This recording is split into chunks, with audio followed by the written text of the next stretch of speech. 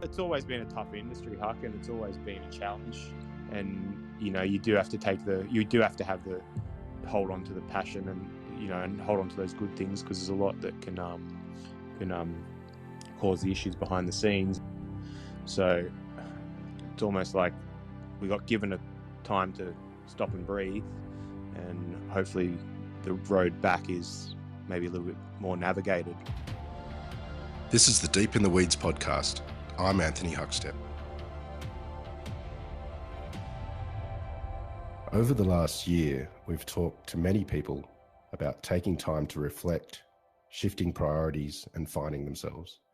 No matter what walk of life, what industry, what role, the major upheaval has developed some amazing clarity for many about what is truly important and what isn't. Recognizing the need for a shift in the paradigm is one thing, but making the changes can pose its own challenges. Tom Walton is the executive chef of the Dolphin Hotel, Bondi Beach Public Bar, and Hotel Harry's. Tom, how you going? G'day, Huck. I'm well, mate. How are you? I'm good. Good to catch up, mate. It's been a while since between drinks. Yeah, between clams, I think, almost. Yes, that's right. Well, we won't go into the story of that trip to New Zealand. Some of those stories are better left unsaid. But, mate, you are a hell of a busy chef. But the sort of the events of the last year have forced you to sort of take a step back at the moment. Can you tell us about where you're at?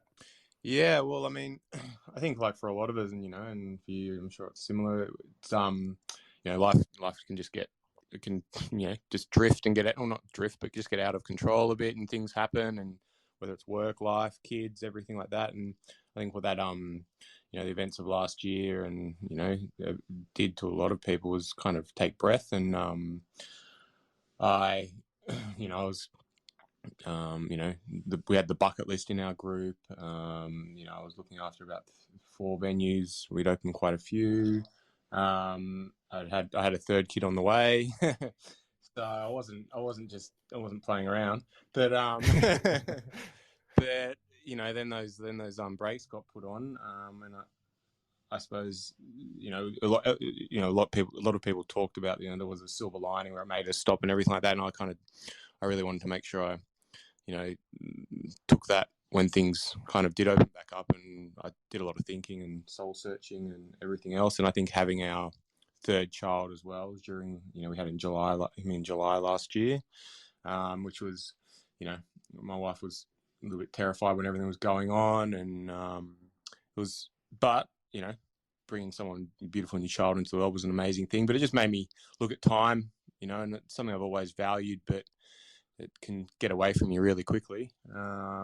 And so, we've definitely shifted a little bit in the respect of just where I place that time now.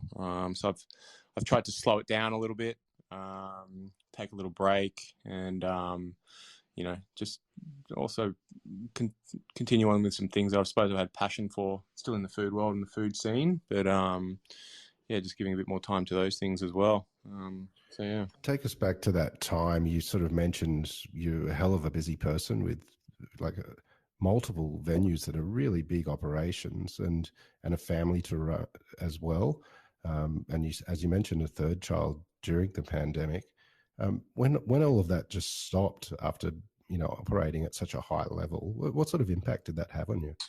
I think at first it was, to be honest, leading up to that whole period where it all stopped, it was pretty stressful in terms of trying to, that was the beginning when everyone was trying to work out how to navigate through all the different, guidelines coming out and everything like that.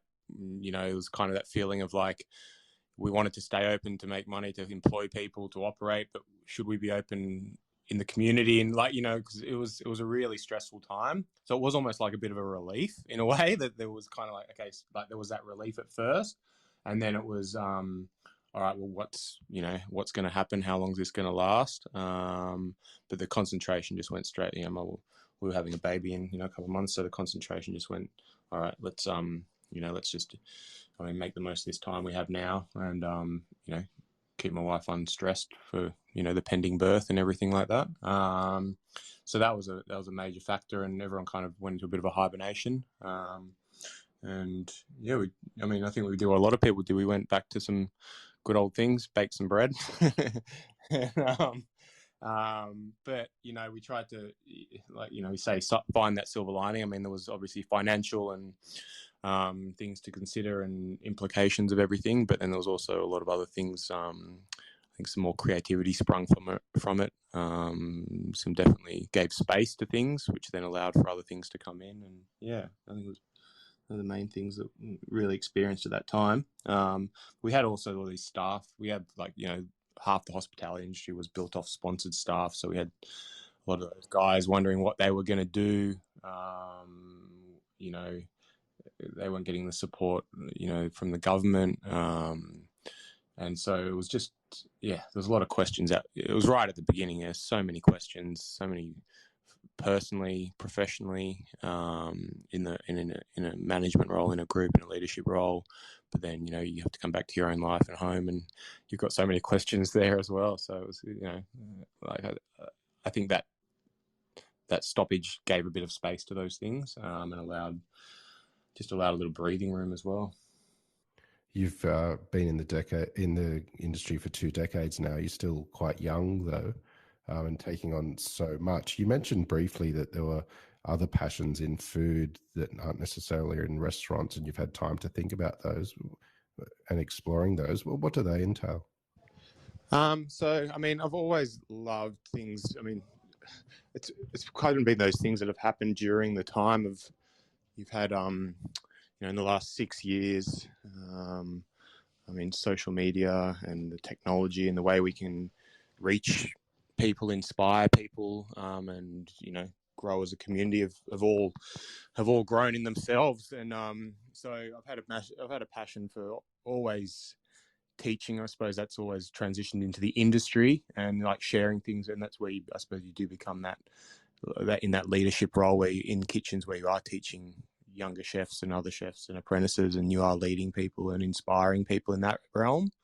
And then what I suppose those technology's done is where you can share that with more people, through social media, through, you know, things like podcasts, through all that stuff. So it's, for me, it was able to, I suppose, really tell the story with my own food. You know, I work in restaurants and everything, which have their own vibes and have which I, you know, create for and lead those. But I also have, like, an upbringing that is very Middle Eastern and that is very natural, and a lot of it's plant driven. So I really enjoyed being able to have I suppose, unadulterated platform to really share those things. And, you know, it became where I was able, you know, to work with brands and monetize that. And, you know, so I've really picked up on that side of things as well now. So yeah, those are the passions that, you know, now I've given a bit more space to, and they've happened organically. They've grown, and I'm able to, you know, spend a bit more time on that, which is an amazing thing. You mentioned the vegetarian side of things and Middle Eastern influence with your cooking. I remember some of the videos you did sort of middle of last year, where you were cooking sort of the food that you don't normally see in your venues. Has this period of time changed you as a chef, or just allowed you to dig deeper into your roots? I think it's allowed me to dig deeper into my root as a chef. It's allowed me to dig deeper. I've probably given myself that permission as well, I suppose you could say, and that space is given that. And I think a part of that is it happens, you know, day to day. If venues are running and everything's going, I mean, you know, by the time you get out of the house in the morning with the kids and you're in the venues and you're doing that, like, there's no time for any of that. So that space gave, you know, you kind of look back to those memories, and that's always shaped, I suppose, my cooking style as I've evolved as a chef through French cuisine, you know, from Bistro Moncoeur, you know, modern, you know, Dali's, like the modern Australian restaurants, things like that. They've all left their little mark, but it has always come back to that plant-driven and Middle Eastern style, which was when I was at my youngest, and I've always brought that back in. and seeing the response from people, you know, in the general public, when you share that and they love it just as much, you know, it's an amazing feeling, and it kind of inspires you to keep going more. Let's go back to those early days when you first got sort of inspired by food. I know you started your career in the Blue Mountains. What got sort of you interested in being a chef? It's a question, obviously, that gets asked a lot to a chef. You know, where did it all start? But I think it starts. To be honest, there's a mixture, and I think for me, I think there's a mixture. I think for most chefs, if you dig down, I mean, some could, you know, have no exposure to food at a young age, and they just venture into a kitchen one day as a kitchen and they fall in love with it, you know. But I think there's a competitive drive there a little bit. There's a bit of you got to have a bit of ego going on there as well, I think, as a young chef when you're coming up. But it came back to me from, you know, I grew up in the Blue Mountains, and when I was lucky enough, my parents were English POMs over on the boats in the 70s, so I had no grandparents or anything, but over here. But I had a Nadima, and Lebanese lady, who lived next door, and she brought me up like a grandson. So Wow. I was 3, 4, making baba ganoush, and I didn't even know what I was doing. I was just playing, kind of thing, you know, like we were planting corn and tomatoes and picking parsley for tabbouleh, and I was walking around the garden picking chilies and eating them and dipping them in salt, and like just all these, like learning to pick dandelion and all these, like, you know, purslane from the garden to make spinach, you know, we called them grass pies because it looked like we were just picking up grass from the garden, but it was all the stuff in between the weeds. It's like a weed pie basically. But like, you know, I was 5. This was in the, you know, 90s, early 90s kind of thing, before any of that was a thing, you know. Learning what flowers to eat, like that's what she did. She lived in a garden, kind of thing. So that, for me, it was play, and I went off and was a teenager and a bit of a troublemaker and didn't like school, all the usual stuff. And then I was 17, and I went, look, I started to get interested in it again. I was doing hospitality at school and things, and I just applied for a job, and I was like, if I get it, I'll take it. If not, I'll see what else there is. But you know, I got an apprenticeship and I dived right in, and yeah, fast forward 20 years and it's definitely been a journey. But I think it was definitely those early days, and you know, as you get older, you find yourself more, and especially when you're into those, you know, you can really express yourself more. You learn it's kind of like you've learned how to walk, and then you learn how to really like run, you know.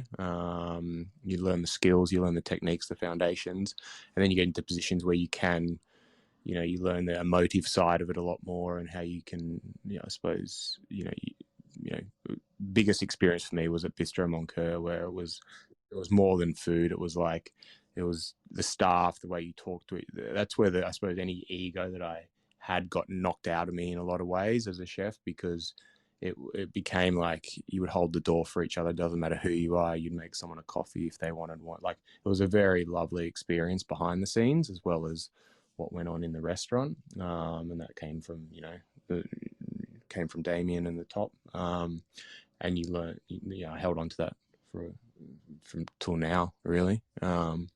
Yeah. You mentioned the bucket list, and you know, you're executive chef of the Dolphin Hotel, Bondi Beach Public Bar, Hotel Harry's, really big venues with different offerings. What does it take to create a menu for that sort of environment?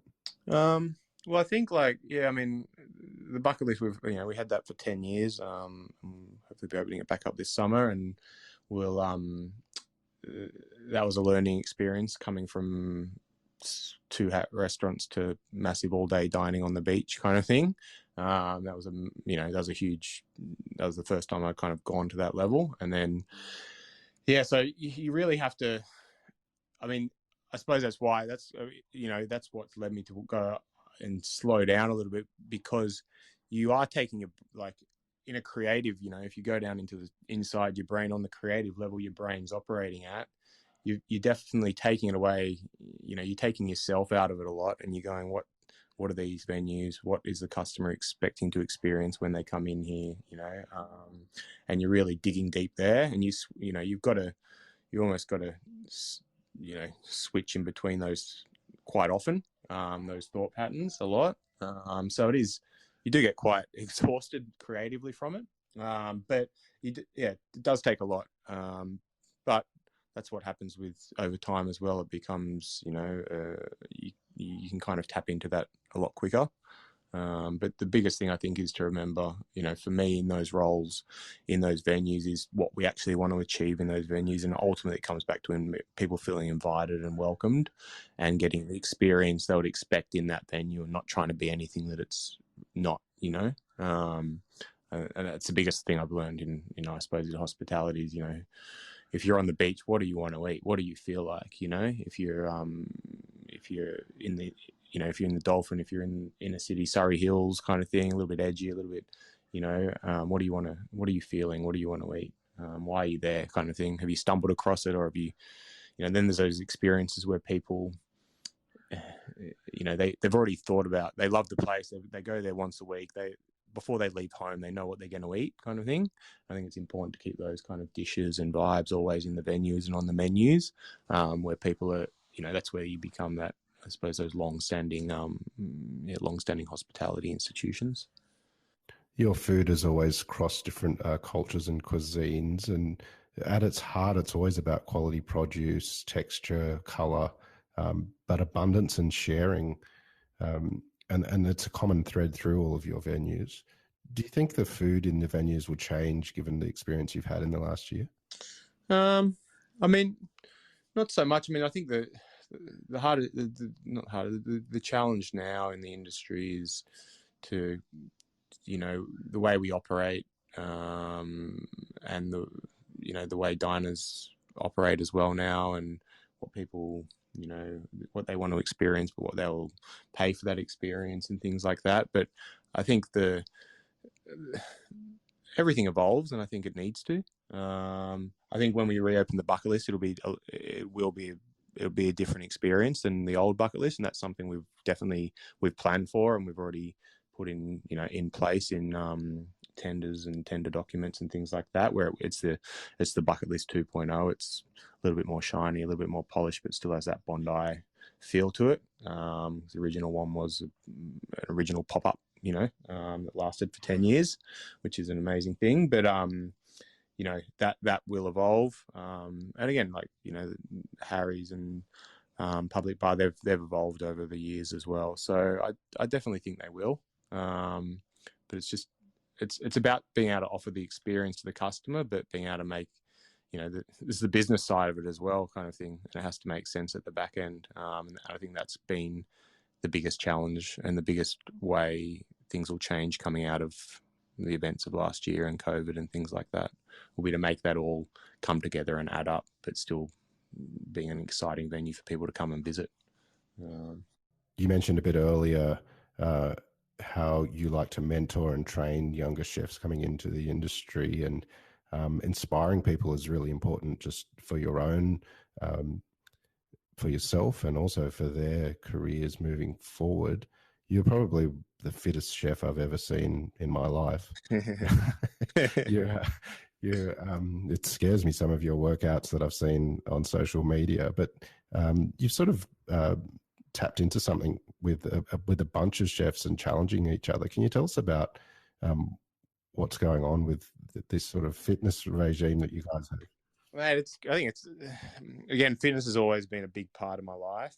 It's always got me through a lot of hard times from high school through to, my life now. It's been an equalizer for me, and I suppose it's kind of like a car battery. If you just leave it, it goes dead. So for me, it needs a pretty big run to jumpstart it again, and keep it running. So, it's what's going on now. I think it's amazing to see, chefs, really wanting to get fit. And I think it's a coming of age thing. I think when you start to notice of that, people around you, it's kind of where everyone's coming up. It's like when you look around, all your friends are having babies. You're like, is everyone having babies, or are we just getting to that age where everyone has babies, kind of thing? Like it's kind of like, is everyone getting fit, or is we just come to that age where everyone's like, oh shit, I'm not immortal. I've got to get fit, I've drunk enough wine and piss over the years. I've got to do something else. But I think if you want to be at the top of your game and you want to get up every morning and jump out of bed, and you've either got kids or you don't, but you want to be good at what you do. I mean, there's a level of it doesn't have to be extreme. There's a level of fitness and has such good effects on you. I think mental health has been a massive thing that's happened in the industry and come to the forefront in the hospitality industry and many industries in life. And having those outlets other than whatever they might be, alcohol, drugs, anything else, that is a fitness thing. I think it's an amazing resource to have for chefs. So yeah, there's been there's plenty of guys out there who cycle. I cycle a lot. I've actually got 800 Ks coming up this weekend. But wow, but I do. I think I have that extreme personality, which is why I suppose I try to do a lot, and I've tried to manage that. But whether it's with Jace Roberts or Jordan Toft or any of those guys, you see them doing something, we kind of challenge each other in some burpees and all of your social media or something like that, and it's good. It's nice, it's a community, it's a common thread, and it's great to see people using that in a positive light. So yeah, I think it's amazing. But there's guys that get out there, cycling's big in the chef community, and it's just it's amazing. You just get out there, you can't look at your phone, no one can contact you. It's kind of like surfing a bit. It's just you and the wind, the rain, whatever it is. It's an amazing outlet.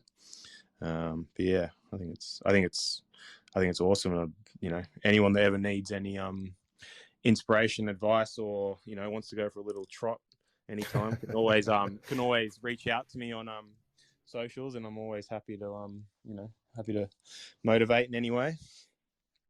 I just know the power of it. It's been, like I said, it's been over COVID and before then. It's always got me through everything, to be honest with you. It's got a powerful mental effect more than physical, really.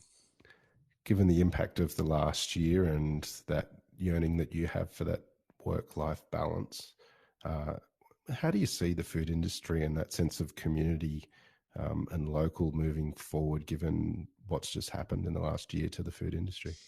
I think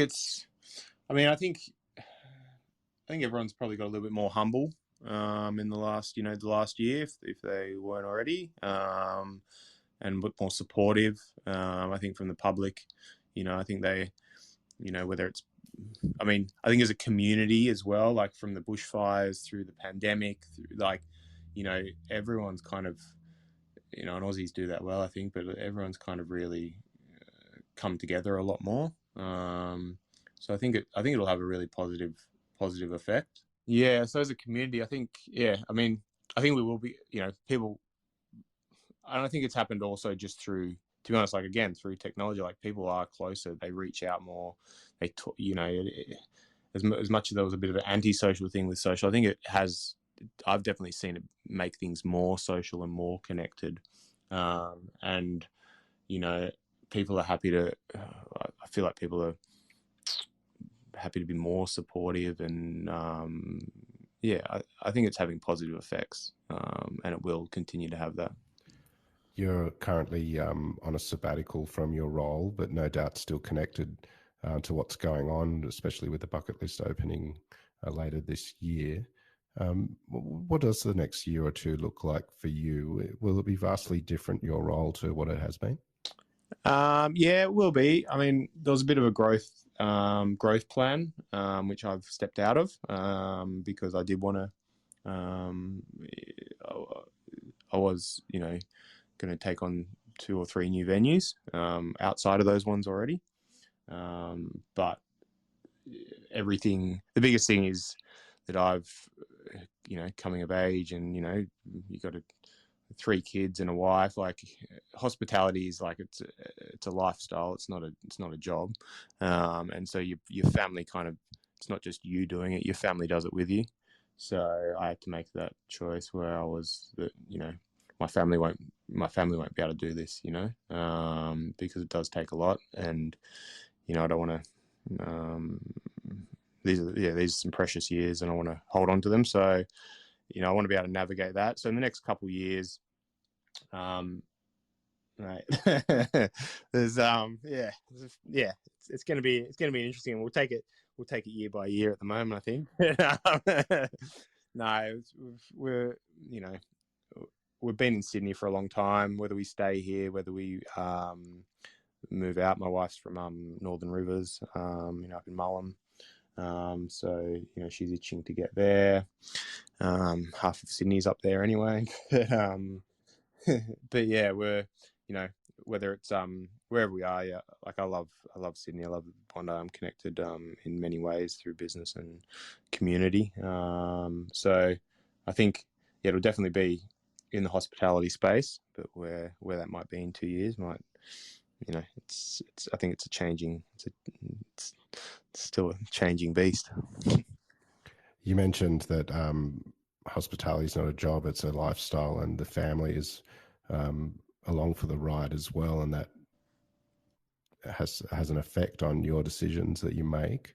What's your hope moving forward with changes to the industry coming out of this situation? What's some positives that you think could be implemented?